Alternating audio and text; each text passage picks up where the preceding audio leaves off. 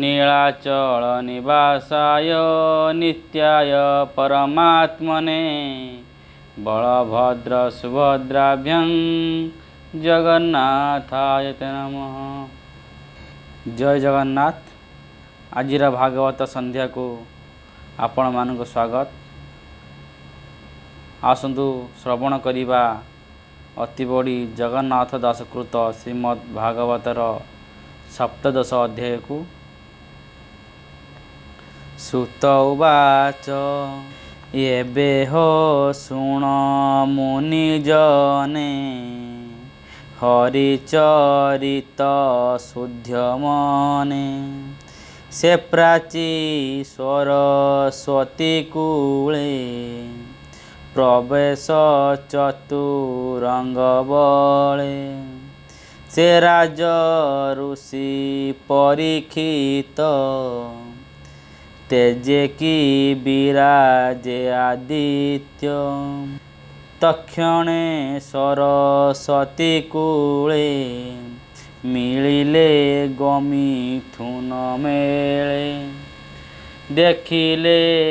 राज रूपधारी लुहार जष्टि करे धरी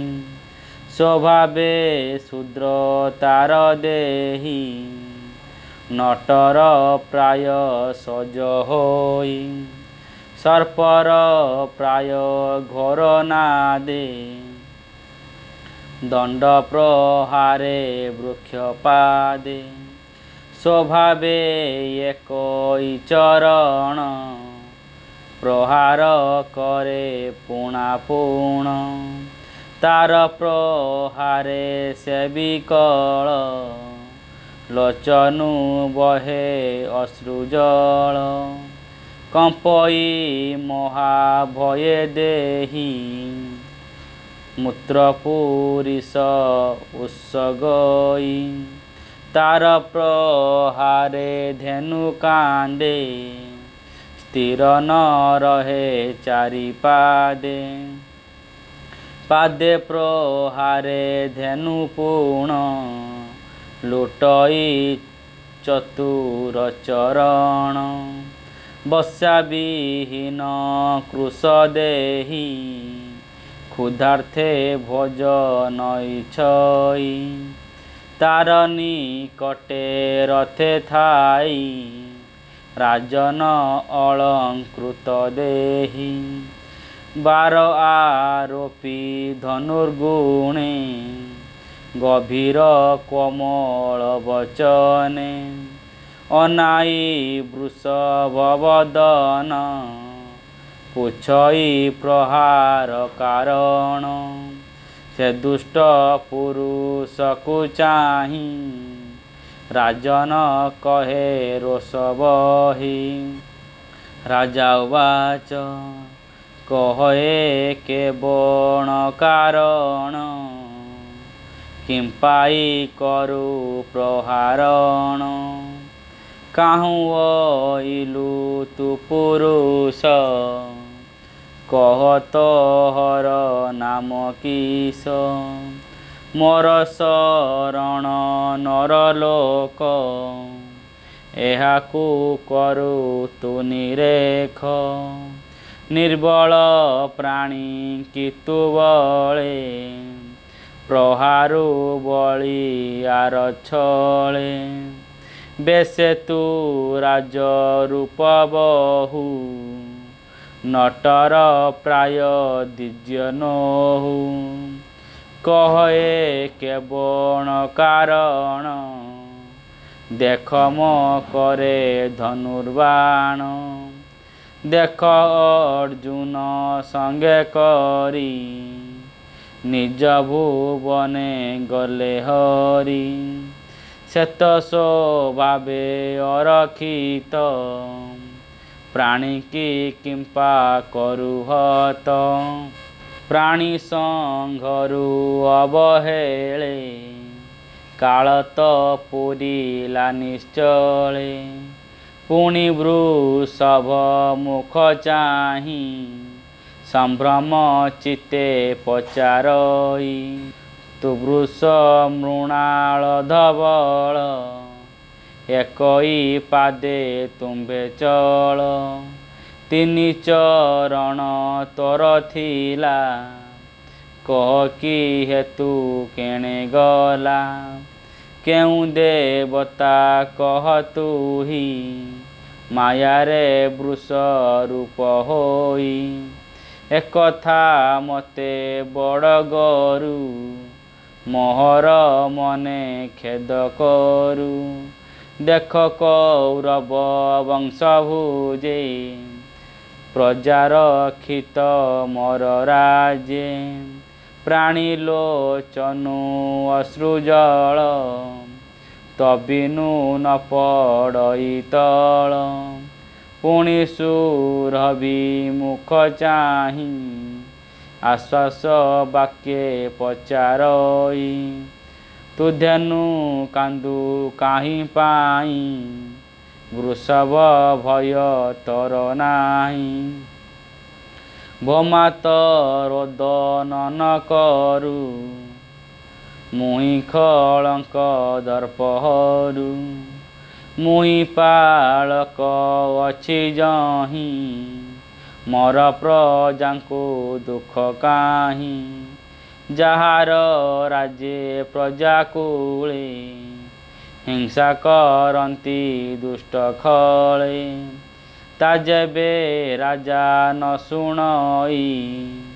ତାର ଆୟୁଷ ଯଶ କାହିଁ ନାଶଇ ଇହ ପରଲୋକ ଅନ୍ତେ ସେ ପଡ଼ଇ ନରକ ରାଜପଣର ଧର୍ମ ଏହି ନିଶ୍ଚିନ୍ତେ ପ୍ରଜା ଯେ ପାଳଇ ଏଣୁ ଏହାକୁ ବଧ କରି ଧର୍ମେ ଅଧର୍ମ ଦୂର କରି ପ୍ରଜାର କ୍ଷଣେ ଏ କାରଣ ଏବେ ବୃଷଭ ତୁ ଶୁଣ ତୋର ଚତୁର ପାଦ ଥିଲା ତିନି ଚରଣ କେଣେ ଗଲା କୃଷ୍ଣ ସେବକ ରାଜ୍ୟ କେହି ତୋ ପାଦ ଦୁଃଖ ଚିତେ ନାହିଁ କୃଷ୍ଣାନୁବ୍ରତୀ ରାଜା ଯେତେ ତାଙ୍କ ରିପୁ ଏ ଜଗତେ ଧର୍ମ ନାଶନ୍ତି ମୋହିତଳେ ଯେ ସାଧୁ ହିଂସେ ଅବହେଳେ ତୋହର ବିରୂପ ଚରଣ ପାଣ୍ଡବ ବଂଶେ ଏ ଦୂଷଣ ନିର୍ଦ୍ଦେଶ ପ୍ରାଣୀ କି ଯେ ହିଂସେ ସେ ଅପରାଧେ ଆତ୍ମା ନାଶେ ତାହା ତୁ କହ ମୋ ଆଗର ମଙ୍ଗଳ କରିବି ତୁମ୍ଭର ସଂସାରେ ପାପୀ ଜନଙ୍କର ମ ଭୟେ ହୃଦୟ କାତର ସାଧୁଙ୍କ ମଙ୍ଗଳ ନିମନ୍ତେ ଅସାଧୁ ଗଣ ନାଶ ଅର୍ଥେ ଏଣୁ ଏ ଲୋକେ ଅପଯଶ ଯେ କରେ ହୋଇ ନିରଙ୍କୁଶ ମୁହିଁ ତାହାର ଦୁଇ ଭୁଜ ଛେଦିବି ଦେଇ ହୋଇ ତେଜ ମୁହିଁ ତାହାର ଭୁଜ ଦୁଇ ଛେଦିବି ଯେବେ ଦେବ ହୋଇ ରାଜା ପରମ ଧର୍ମ ଏହି ସ୍ୱଧର୍ମେ ପ୍ରଜାଙ୍କୁ ପାଳଇ ସ୍ୱଧର୍ମେ ପାଳେ ବସୁନ୍ଧରୀ ଖଳଚ ଉସର୍ଜନି ବାରି ଯେ ଚାରି ବର୍ଣ୍ଣ ଏ ଜଗତେ ସ୍ୱଧର୍ମ ଛାଡ଼ି ଅନ୍ୟ ପଥେ ତାଙ୍କ ଗର୍ବ ଯେବେ ହରେ ସେ ରାଜ ଧର୍ମ ରାଜ୍ୟ କରେ ରାଜ୍ୟର ବାକ୍ୟ ଶୁଣି ତ ସେ ଧର୍ମ କହନ୍ତି ହରସେ ଧର୍ମ ବାଚ पांडव वंशे ये व्यवहार आरत प्राणी भयहर जाहार पुण्य गुणे हरि सारथी दूत पण करी शुणह पुरुष उत्तम जाहार जेबा निज धर्म प्राणीक क्लेश बीज जेते प्रकाश नोहे मोर चिते जे वाक्य भेद विमोहन ताकु न जाने तेणु जन के आत्मज्ञाने आत्मा धरे आत्मार विकल्प विचारे के बोले दैव्य बलियार के बोले कर्म रहे फल के बोले स्वभाव हे हार ब्रह्मा शंकरे अगोचर तर्की न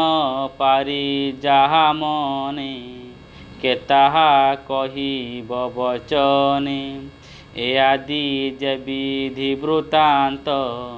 तु राजा एहा मने चिंत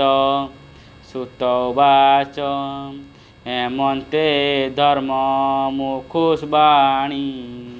से राजा सावधाने शुणी मनरु खेद दूर कला स्वरूपे धर्म को देखिला देह उतरी अक्षमाल कोटिरे अर्जी न कुदूल लंब सुंदर चारिकर शिरे शोभित जटाभार तनुष सांक बपुगंजे शिवस चिन्ह हृदय साजे जैसने तड़ी ततरास राजा देखिला येहु बेश राजा को स्वरूप देखाई से वृष एक पादे रही राजा देखिला धर्म रूप चित्ते प्रकाशे ज्ञान दीप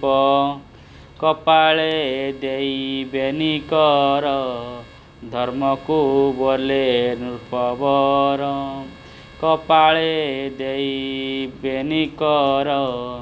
धर्म को बोले नृपवर। ओं नमो भगवते वासुदेवाय। आजिर भागवत संध्या को एटे समाप्त करिबा। रहुछि नमस्कार।